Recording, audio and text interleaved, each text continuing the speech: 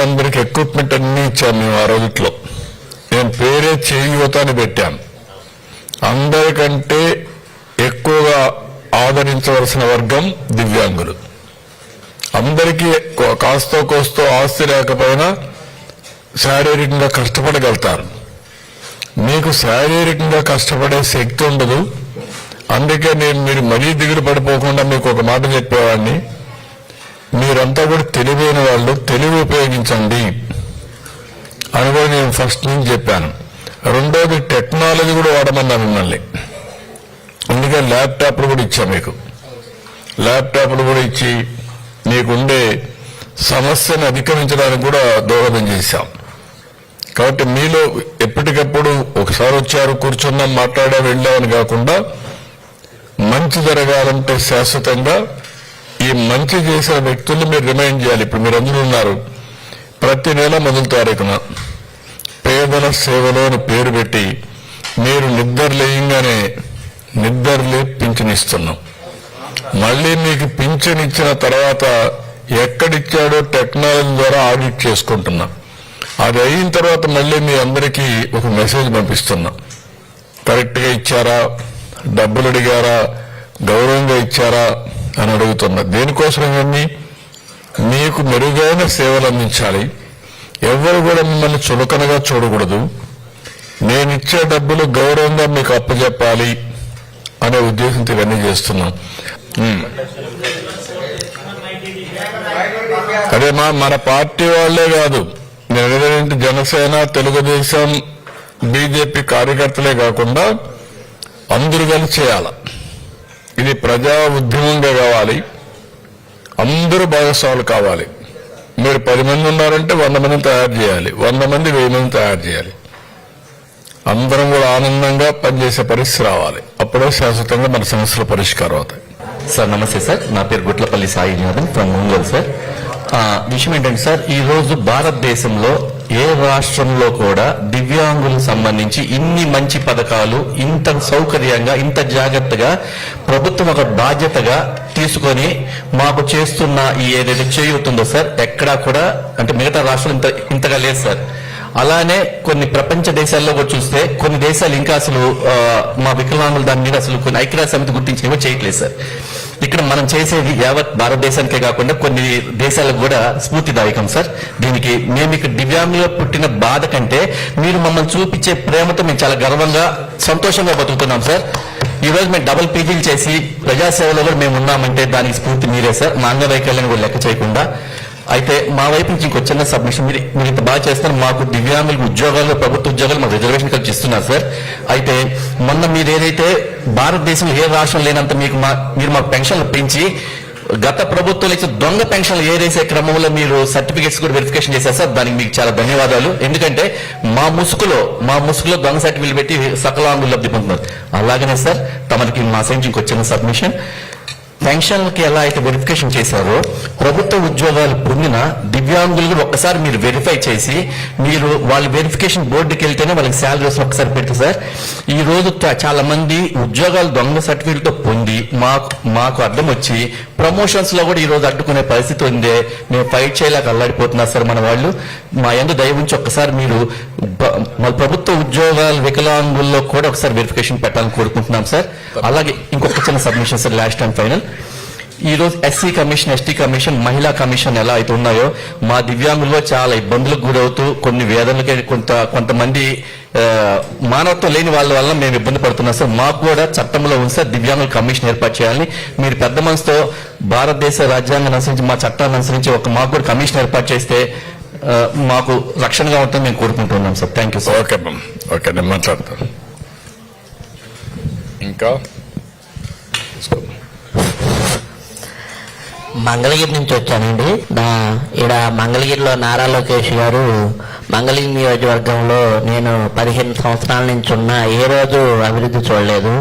ఈరోజు చాలా అభివృద్ధి చూస్తున్నాను. మంగళగిరిలో అభివృద్ధి చూసి రాష్ట్రం అంతా అలా జరుగుతుంది. కాబట్టి సార్ నారా లోకేష్ గారు ఆధ్వర్యంలో పనిచేయటము చాలా సంతోషకరంగా ఉంది. వికలాంగుల పెన్షను 3000 కానించి చేసిన ఘనత కేవలం నారా చంద్రబాబు నాయుడు గారికి కూటమి ప్రభుత్వానికే చెందుతుంది. ఏంటో చెప్పేసి గుంటూరు పశ్చిమ నియోజకవర్గం విభిన్న ప్రతిభావంతులకు అధ్యక్షుని సార్. ట్విట్టర్లో సార్ ఒక అంధ మహిళ సార్, చిన్న అమ్మాయి పేరేచెల్ల గ్రామంలో ఉంటుంది సార్. ఆ అమ్మాయి ట్విట్టర్లో పేపర్లో నాకెవరూ లేరని చెప్పి ఆ అమ్మాయి ఆటో వాళ్ళు ఎవరో పెళ్లి చేసుకుని ఆ అమ్మాయిని వదిలేసి వెళ్ళిపోయారు సార్. చిన్న బాబు ఆ అమ్మాయికి. ఆ వార్తను కూడా అన్నయ్య పట్టించుకొని ట్విట్టర్లో చూసి పేపర్లో చూసి ఆ అమ్మాయికి ఇమీడియట్లుగా గవర్నమెంట్ హాస్పిటల్లో జాబ్ ఇప్పించారు సార్. దానికి లోకేష్ అన్న గారికి ఎంతో కృతజ్ఞతలు సార్. అసలు తనగా చనిపోవాలని అనుకున్న టైంలో సార్ చివరికి మరి అన్నయ్య దగ్గరికి ఎలా వెళ్ళిందో ఆ న్యూస్ కానీ ఖచ్చితంగా నెక్స్ట్ రోజు కలెక్టర్లు, ఎంఆర్ఓలు, ఆ హాస్పిటల్ సూపరింటెండెంట్ గారు అందరూ పరిగెత్తారు సార్. ఆ అమ్మాయికి చిన్న జాబ్ ఒకటి ఇచ్చి టిట్కో హౌస్ కూడా ప్రజెంట్ చేశారు సార్. దానికి లోకేష్ అన్న గారికి ఎంతో అసలు కృతజ్ఞత చూపుతున్నాం సార్. అసలు సార్ నమస్తే సార్. నా పేరు రాజు. నేను కడప నుంచి వచ్చినాను సార్. సార్ మామూలుగా తిరుమల దర్శనానికి వెళ్ళినప్పుడు సార్ కొంచెం ఈ ఆన్లైన్ వల్ల ఇబ్బంది అవుతుంది సార్. చదువు రాని వాళ్ళు ఉంటారు, వాళ్ళు యాప్ ద్వారా ఆన్లైన్ బుక్ చేసుకుని చాలా కష్టంగా ఉంది సార్. వాళ్ళు మళ్ళీ మీరు ఆఫ్లైన్ చేస్తే చాలా బాగుంటుందని ఒక చిన్న మనవి సార్. ఇది బస్సులో వచ్చేప్పుడు కూడా చెప్పారు సార్. ఇది కోవిడ్ అప్పుడు గత ప్రభుత్వం తీసేసింది సార్. అది కోవిడ్ అప్పుడు తీసేశారంట సార్. అది మళ్ళీ రీఇన్స్టేట్ చేయమని కోరారు సార్. అది ఈఓ గారు నేను అంటే 2 ఆస్పెక్ట్స్ ఉన్నాయి ఇక్కడ.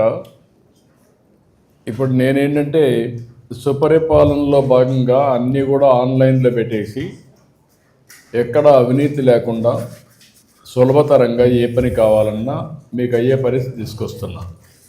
ఇప్పుడు అందుకే మన మిత్ర వాట్సాప్ గవర్నెన్స్. ఇప్పుడు ఏ సర్టిఫికేట్ కావాలన్నా, ఏ మార్క్ డౌన్లోడ్ చేసుకోవాలన్నా, ఆల్ టికెట్ కావాలన్నా ఎక్కడ ఆఫీసు పోయే పని లేదు, మీ ఫోన్లోనే డౌన్లోడ్ చేసుకోవచ్చు. అదే మరి ఏది కావాలన్నా, ఏ పని కావాలన్నా మీకు తెలియకపోతే రేపు రాబోయే రోజుల్లో వాయిస్ పెట్టేస్తే నువ్వు ఇప్పుడు తిరుమలకి నేను పలానా రోజు రావాలి, నాకు దర్శనం కావాలి అని నువ్వు పెడితే అది టెక్స్ట్గా కన్వర్ట్ చేసి ఆటోమేటిక్గా మళ్ళీ నీకు మెసేజ్ ఇస్తాం. దానివల్ల ఏమవుతుందంటే అధికారులు కొంతమంది మంచి వాళ్ళు ఉన్నా కొంతమంది చెడు వ్యక్తులు ఉంటారు. వాళ్ళు ఏం చేస్తారంటే మిమ్మల్ని తిప్పించుకొని మిమ్మల్ని ఇబ్బంది పెడతారు. అలాంటివి కొన్ని ఉంటాయి. కొన్ని ఇక్కడ అవినీతి కూడా ఉంటుంది. అవినీతి పోవాలి, తిప్పించుకునే పని ఉండకూడదు. ఎప్పటి పని అప్పుడు అయిపోవాలి. అది రావాలంటే రాబోయే రోజుల్లో టెక్నాలజీ తప్ప వేరే మార్గం లేదు. నేను అందుకనే అనేకమైన ఇప్పుడు మీరందరూ చూస్తే మీకు అందరికీ ఐడియా ఉండాలి. మీరందరూ పాత రోజులు ఆలోచిస్తూ ఉంటారు, నేను మళ్ళీ భవిష్యత్తు గురించి ఆలోచిస్తూ ఉంటా. పేదవాళ్ళందరికీ సూపర్ 6 హామీ ఇచ్చాం. చాలా కష్టాలు ఉన్నాయి, కానీ ఇబ్బందులు ఉన్నాయి. ఇబ్బందులు ఉంటే కూడా నేను చెప్పిన మాట నిలబెట్టుకోవాలి అనే ఉద్దేశంతో మొదటి తారీఖున ఎవరికి ఏది రాకపోయినా నేను చెప్పిన మీకు మాత్రం పింఛను మీ ఇంటికి వచ్చి ఆ రోజు మీకు ఇచ్చే బాధ్యత తీసుకొచ్చాను. అది టెక్నాలజీ కూడా ఉపయోగించుకొని. రెండోది అనేక సంక్షేమ కార్యక్రమాలు. ఇప్పుడు దివ్యాంగులకు ఇచ్చే కార్యక్రమం కానీ, అదే మరి ఇప్పుడు ఇచ్చే దివ్యాంగ శక్తి అది కూడా ఇవ్వడం కానీ, ఇలాంటి అనేక కార్యక్రమాలు చేసి ముందుకు పోతున్నాం. ఇంకొక పక్క ఇవన్నీ చేయాలంటే డబ్బులు రావాలి, మన పిల్లలకు ఉద్యోగాలు రావాలి. దానికోసం పెద్ద ఎత్తున 20 లక్షల మందికి ఉద్యోగాలు రావడానికి పెట్టుబడులు తీసుకొస్తున్నాం. ఇవి రోడ్లు బాగలేకపోతే రోడ్లన్నీ వేస్తున్నాం, బస్సులు సక్రమంగా నడిపిస్తున్నాం. మీరు ముందుకు ఇప్పటికి గమనించుంటారు, ఆర్టీసీ బస్ స్టేషన్స్ లో, డిపోల్లో టాయిలెట్స్ బాగా పెట్టడం, బెంచ్లు బాగుండడం, క్లీన్ గా ఉండడం, పరిశుభ్రంగా పెట్టడం, ఇవన్నీ కూడా చేస్తున్నాం. ఇదే మరి ప్రతి ఒక్క పనికాడ నేను అన్ని టెక్నాలజీ ఉపయోగించి ఎంత వీలైతే అంత మెరుగుపరుస్తూ వస్తున్నాం. అంటే ఒక పక్క అభివృద్ధి వల్ల ఆదాయం పెరుగుతుంది. పెరగాలంటే కొంచెం సమయం పడుతుంది. ఆ సమయం వరకు మీకు ఇబ్బంది పెడితే మీరు బాధపడతారు. కాబట్టి ఏ విధంగా అధిగమించాలో అధిగమిస్తూ కొంత అప్పు చేసినా, ఆదాయం పెంచుకున్నా, కేంద్రం నుంచి తెచ్చినా చెప్పిన మాట నిలబెట్టుకుంటూ ముందుకు పోతున్నాను. అయితే శాశ్వతంగా ఈ సంతోషం ఇట్లనే ఉండాలంటే నేను చేయాల్సింది మీరు ఒకటి గుర్తుపెట్టుకోవాలి, నేను ఆదాయం పెంచాలి. ఆదాయం పెంచితే శాశ్వతంగా ఉంటుంది. రెండోది నేను అందరితో మాట్లాడుతూ ఉంటాను ఈజ్ ఆఫ్ డూయింగ్ బిజినెస్ అని. ఎవరైనా పెట్టుబడులు పెడితే సులభంగా వచ్చి పెట్టే పరిస్థితిలో ఉండాలి, అప్పుడే పెడతారు. అలాంటప్పుడు is of speed of delivering governance అంటున్నా. తొందరగా రియల్ టైంలో ఏ పని కావాలన్నా మీ ఎంఆర్ఓ ఆఫీస్ మీ ఇంటి పక్కనున్న ఆఫీసు పోయే పని లేకుండా ఇంట్లో పని చేసుకోవాలి. ఇప్పుడు దేవాలయం ఉంది, మీరు అక్కడికి పోవాలి, క్యూలో నిలబెట్టుకోవాలి, టికెట్లు కొనాలి. ఇక్కడి నుంచి బుక్ చేసుకుని వెళ్ళారనుకోండి మీకు ఇబ్బంది లేదు. టయానికి వెళ్తారు, దేవుని దర్శనం చేసుకుంటారు, అక్కడ భోజనం చేస్తారు, ఒకరోజు ఉండాలంటే అక్కడే ఉంటారు, దాన్ని కూడా బుక్ చేసుకుంటారు. ఇవన్నీ చేసుకుని మళ్ళా వస్తారు. అక్కడ పరిశుభ్రంగా పెడితే మీరు ఆరోగ్యం బాగుంటుంది. ఇలాంటి వినూత్నమైన కార్యక్రమాలు మనం అమలు చేస్తున్నాం. ఇది కూడా మీరు గుర్తుపెట్టుకోవాలి. లేదు మాకు పాతలే పెట్టమంటే నేను పెడతా, మళ్ళా పాత రోజులకే పోతాను తప్ప కొత్త రోజులు వచ్చే పరిస్థితి ఉండదు. నేను అన్ని మార్పులు తీసుకొస్తున్నా. అవసరమైతే మీ అందరికీ శిక్షణ కూడా మీ ఊర్లకే మనుషులు పంపిస్తా. మరీ పాపం కష్టాల్లో ఉంటే ఒకరిద్దరికి ఫోన్ లేకపోతే వాళ్ళకి ఫోన్లు కూడా ఇప్పించి డిజిటల్ అనేది అందరికీ అందుబాటులో ఉండాలి. ఫోన్లు అనేటివి కొంతమంది డబ్బులు ఉండే వాళ్ళకి అందుబాటులో పెట్టడం, మిగిలిన వాళ్ళకి పెట్టకుండా పోవడం కరెక్ట్ కాదు. కొంతమంది డిజిటల్ లిటరసీ కూడా ముఖ్యం. అంటే ఫోన్ ఉంటుంది, వాడేది తెలియదు, అది కూడా నేర్పించాలి. అప్పుడు నేర్పిస్తే మీరు ఎవరిపైన ఆధారపడరు. ఒకవేళ మీరు ఆపరేట్ చేయలేకపోతే ఫోన్ ఆన్ చేసి మీరు మెసేజ్ పెడితే దాన్ని టెక్స్ట్ గా కన్వర్ట్ చేసి మళ్ళా మీ పని చేసే బాధ్యత తీసుకుంటాను. అంటే ఎన్ని మార్గాలు ఉన్నాయో అన్ని మార్గాల ద్వారా మీకు మంచి జరగాలని నా అభిలాష, నా ఆకాంక్ష. మీరు గుర్తుపెట్టుకోవాలి. కాబట్టి మీరంతా పాత రోజులు ఆలోచించదండి. నేను చెప్పేది కూడా మీరు అర్థం చేసుకోండి. Everyday innovation. ఆ ఇన్నోవేషన్ లో మనం ముందుకు పోవాలి. కొత్త వరవడికి నాంది పలకాలి. అప్పుడే మనకు ఆనందంగా ఉంటుంది. మీరేమి అందరికంటే కూడా పట్టుదలలో మీరు మారిపోయారు. గుర్తుపెట్టుకోవాలి. మీరు మీ మనసులో పడితే మీరు కఠోర శ్రమ చేయగలుగుతారు.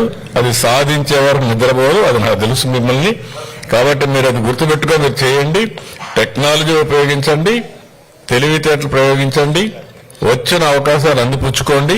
నేను అన్ని విధాల అండగా ఉంటాను. ఇప్పుడు ఈ రోజు చేసే ఈ కార్యక్రమం మీరు చూశారు, మీరు కూడా ఊహించుండరు. నేను చేశాను.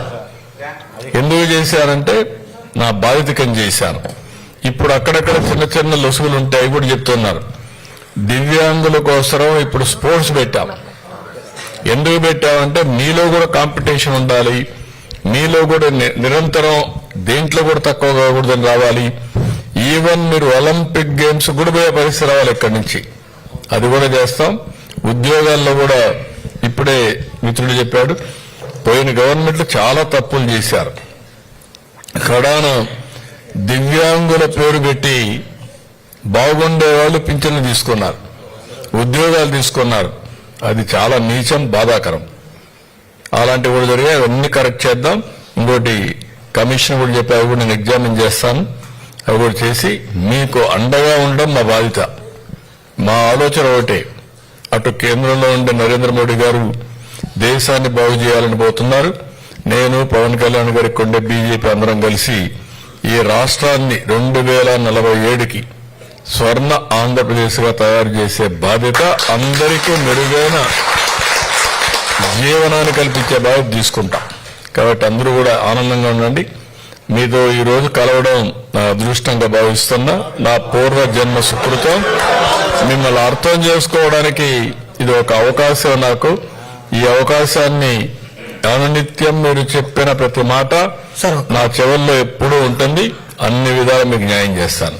సార్ నెక్స్ట్ పారాస్పోర్ట్స్ అన్నారు కదా సార్, మన గవర్నమెంట్ వచ్చే కూటమి ప్రభుత్వం వచ్చాక పారాస్పోర్ట్స్ లో కూడా నార్మల్స్ తో పాటు మన దివ్యాంగులకు కూడా రిజర్వేషన్ కల్పించింది సార్. అలాగే మొన్న జరిగిన లాస్ట్ మంత్ లో జరిగిన ఉత్తరప్రదేశ్ లో సిట్టింగ్ వాలీబాల్ లో నేషనల్ గోల్డ్ మెడలిస్ట్ సార్ నేను సార్. లాస్ట్ అవును సార్, మన గవర్నమెంట్ వచ్చాకే ఇది సాధ్యమైంది సార్. మనకి స్పోర్ట్స్ లో కూడా మనకి దివ్యాంగులు కూడా బాగా ఎంకరేజ్ చేయడం కానీ ఏదైనా కానీ బాగా చేస్తా ఉన్నారు. అలాగే లోకేష్ అన్న గారు కూడా మొన్న డిఎస్సీలో కూడా 16 మందికి స్పోర్ట్స్ కోటాలో మన దివ్యాంగులకి ఉద్యోగాలు కల్పించడం జరిగింది అన్న. మీకు కూడా చాలా థ్యాంక్స్ అన్న. ఓకే.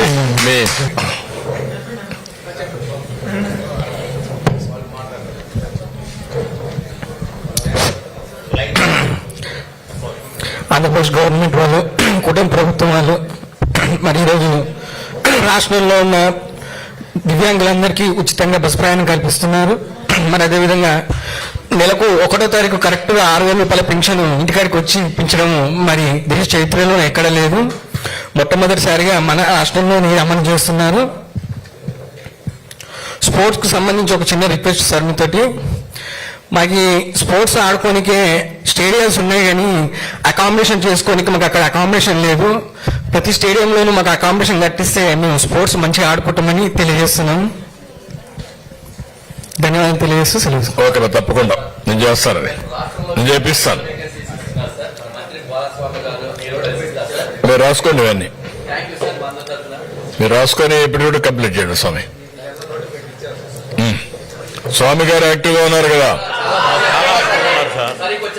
స్వామి గారు యాక్టివ్గా ఉన్నారని తెలిపేకెత్తండి. ఓకే.